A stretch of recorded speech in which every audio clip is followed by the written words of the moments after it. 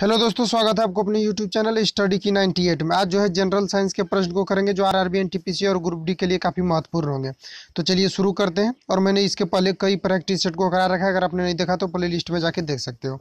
तो चलिए शुरू करते हैं। तो पहला क्वेश्चन कुछ इस प्रकार से है, लिखा है डैश और जो है आपतित किरण के बीच के कोण को आपतन कोण कहते हैं। तो सबसे पहले जो है ये एक, चलिए कोई सतह है, इसको हम मान लेते हैं ये कोई सतह है, और ये जो है ये पॉलिश किया हुआ है नीचे की, और ये जो है इस पर रिफ्लेक्ट कर सकता है। ये ऊपर जो है ये चमकीला है, तो इस पर जो है कोई आपतित किरण अगर इधर से आएगी और इधर जो है इधर की ओर वो जो है परावर्तित हो जाएगा, और यहाँ पर हम एक अभिलंब डाल सकते हैं। तो इसमें लिखा है, तो ये सबसे पहले तो ये आपतित हो गया, और ये हो गया परावर्तित, और ये हो गया अभिलंब। अगर पूछा जाएगा आपसे कि आपतित कोण क्या, आपतन कोण क्या है, तो इसके लिए हो जाएगा कि यहाँ से पहले सबसे पहले ये हो गया आपतित किरण आपका, और ये हो गया अभिलंब। तो इसके बीच जो कोण बनेगा इसको बोलेंगे आपतन कोण, और ये परावर्तित किरण ये हो गया, और ये हो गया अभिलंब। इसके बीच जो ये कोण बन रहा है ये हो गया आपका परावर्तन कोण।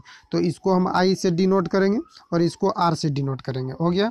और उसके बाद फिर यहाँ लिखा हुआ है कि यहाँ पूछा जा रहा है कि आपतन कोण कहते हैं, यानी कि आपतन कोण किसको कहते हैं, तो ये हो जाएगा आपतित किरण और अभिलंब के बीच जो कोण बनता है उसके आपतन कोण कहते हैं। तो यहाँ पर लिखा हुआ है आपतित किरण लिखा हुआ है, तो यहाँ क्या हो जाएगा अभिलंब, यानी अभिलंब और आपतित किरण के बीच जो, तो इस तरह से जो है ये हो गया आपतित किरण और ये हो गया अभिलंब के बीच जो कोण बनेगा उसको हम आपतन कोण करेंगे।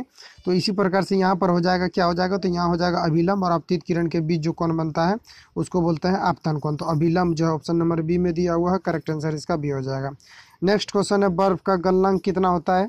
तो बर्फ का जो गलनांक होता है वो होता है 0 डिग्री सेंटीग्रेड, या तो इसी को आप लिख सकते हैं 273 केल्विन। और 273 केल्विन जो है ये लगभग में होता है, अगर एक्यूरेट की हम बात करें तो ये हो जाएगा आपका 273.16 केल्विन। तो ये ऑप्शन नंबर किस में दिया हुआ है, तो ऑप्शन नंबर सी में दिया हुआ है, करेक्ट आंसर आपका सी हो जाएगा। अगर यहाँ पर 0 डिग्री सेंटीग्रेड के रूप में अगर आपसे पूछा जाता है तो यहाँ पर हो जाता है 0 डिग्री सेंटीग्रेड। तो ऑप्शन नंबर सी इसका जो है करेक्ट आंसर हो जाएगा।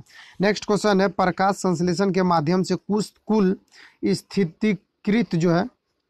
स्थिरीकृत जो है कार्बन डाइऑक्साइड का लगभग आधा भाग पृथ्वी पर कौन जो है स्थिरीकृत कर लेता है, यानी कौन जो है आधा जो है अवशोषित कर लेता है या तो नष्ट कर देता है। क्योंकि कार्बन डाइऑक्साइड जो है हम लोग छोड़ते हैं और पेड़ पौधे जो है हमको ऑक्सीजन के रूप में जो है प्रदान करता है उसको, तो इसके फलस्वरूप जो है कार्बन डाइऑक्साइड जो हम लोग छोड़ते हैं वो पेड़ पौधे भी अवशोषित करते हैं। चूँकि पेड़ पौधे तो अवशोषित करते ही हैं, और उसके अलावा जो है कौन अवशोषित करता है, तो ये जो है आपका शैवाल जो है ये आधा भाग जो अवशोषित कर लेता है। तो ऑप्शन नंबर इस प्रश्न का जो है सी आंसर करेक्ट आंसर हो जाएगा। नेक्स्ट क्वेश्चन है, डी और तिलचट्टी और बिच्छू जो है झींगा सभी किस संघ के जो है उदाहरण है, यानी ये सब जो है किस वर्ग में आते हैं। तो ये सब जो है ये सब आता है आपका ऑर्थोपोडा में आता है। तो ऑप्शन नंबर इस प्रश्न का जो है करेक्ट आंसर सी हो जाएगा, ये ऑर्थोपोडा में आता है। नेक्स्ट क्वेश्चन की अगर हम बात करें, तरलों द्वारा लगाए गए घर्षण बल को क्या कहते हैं। तो तरल के द्वारा जो लगाया गया घर्षण बल होता है वो आपका हो जाएगा घर्षण बल ही कहलाता है। क्योंकि तरल के द्वारा या किसी के भी द्वारा घर्षण बल लगाया जाएगा तो उसको घर्षण बल ही कहेंगे, और ये जो है डिपेंड करता है वस्तु की आकृति और पदार्थ की प्रकृति पर ये डिपेंड करता है। यानी कि पदार्थ की प्रकृति और वस्तु की जो है तरल की जो प्रकृति होता है उस पर डिपेंड करता है कि घर्षण उसमें कितना लगेगा, उसके प्रकृति पर निर्भर करता है। इसलिए ऑप्शन नंबर इसका जो है करेक्ट आंसर हो जाएगा। नेक्स्ट क्वेश्चन है, धातुओं का वह गुण जिसके कारण उन्हें पीट कर शीट में परिवर्तित किया जा सकता है। तो ये औघात वर्धनता के कारण जो है धातु को हम लोग पीट करके चादर के रूप में बना सकते हैं, और इसके लिए जो है सबसे अच्छा जो उदाहरण आपका हो गया, एक हो गया सोना और दूसरा हो गया आपका चांदी, जो औघात वर्धनता के जो है सबसे अच्छे उदाहरण होते हैं, और इन्हें पीट कर जो है बहुत लंबी चादरें बनाई जा सकती है।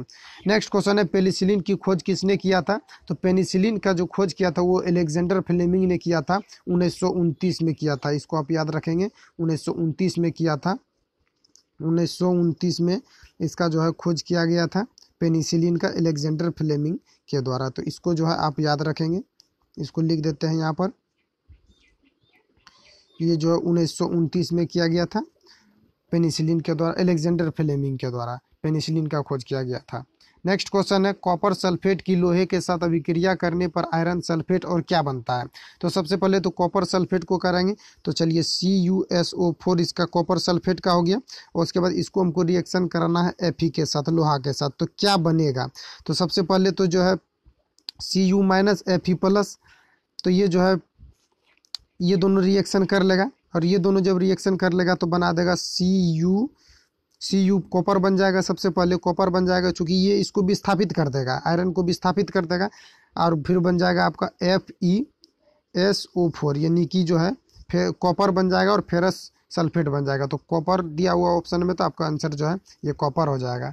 नेक्स्ट क्वेश्चन है रक्त वाहिनियों में जो है रक्त को जमने से रोकने वाले हेपेरिन जो है हिपेरिन का निर्माण कहाँ होता है। तो ये आपका जो है ये यकृत में होता है। तो यकृत का जो है दूसरा नाम आपका हो जाएगा लीवर में। तो ये ऑप्शन नंबर इसका जो है ए जो है इसका करेक्ट आंसर हो जाएगा। और ये फाइब्रोजिन जो है आपका फाइब्रोजिन तथा प्रोथ्रोम्बिन का भी संश्लेषण जो है यकृत में ही होता है, और वहाँ पर ही उसका जो है उत्पादन होता है, और वहीं पर उसका जो है संश्लेषण भी होता है। तो ऑप्शन नंबर इसका जो है ये करेक्ट आंसर हो जाएगा ए। नेक्स्ट क्वेश्चन है किसी चालक द्रव में विद्युत धारा प्रवाहित होने पर क्या होता है। तो किसी चालक द्रव में जब हम विद्युत धारा प्रवाहित करेंगे वहाँ रासायनिक अभिक्रिया होगा, और छोटे छोटे अनेक तरह के परमाणु या अणु जो है वो मिल करके एक नए पदार्थ का निर्माण करता है। तो यहाँ पर जो है रासायनिक अभिक्रिया इस प्रश्न का करेक्ट आंसर हो जाएगा। नेक्स्ट क्वेश्चन है जब मेरी स्टेम अस्थायी ऊतकों के बीच होता है तब उसे क्या कहते हैं। तो इसके लिए प्रश्न का करेक्ट आंसर हो जाएगा अंतर्वेशी कहते हैं। तो ऑप्शन नंबर इसका जो है करेक्ट आंसर हो जाएगा। और ये जो है ये पेड़ पौधों में होता है अंतर्वेशी, ये पेड़ पौधे में होता है, इसको भी आप याद रखेंगे। ऐसा भी पूछा जा सकता है कि यह अभिक्रिया जो है इस प्रकार की प्रतिक्रिया जो है किस में होती है, तो ये पेड़ पौधे में होती है। नेक्स्ट क्वेश्चन है औसत वेग के सूत्र में U+V/2 में U क्या है। तो U आपको याद रखना कि ये जो है अंतिम वेग होता है, और V जो है प्रारंभिक वेग होता है जिसको आप 0 लेते हैं, और U जो है अंतिम वेग होता है, यानी कि जब कोई वस्तु चलना प्रारंभ करता है उसके बाद जो है वो कितना वेग में परिवर्तन होता है, ये वेग कितना होता है। तो U क्या हो जाएगा अंतिम वेग। ऑप्शन नंबर इस प्रश्न का जो है करेक्ट आंसर हो जाएगा। नेक्स्ट क्वेश्चन है मैग्नीशियम Mg जो है ऑक्सीजन O2 के साथ अभिक्रिया कराएंगे तो क्या होगा।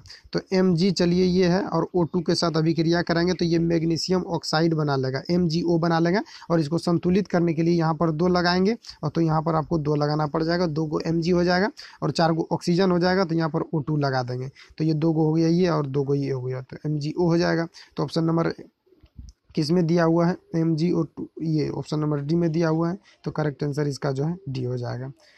बस आज यहीं तक थे, मिलते हैं फिर नेक्स्ट वीडियो के साथ। Thank you for watching, best of luck.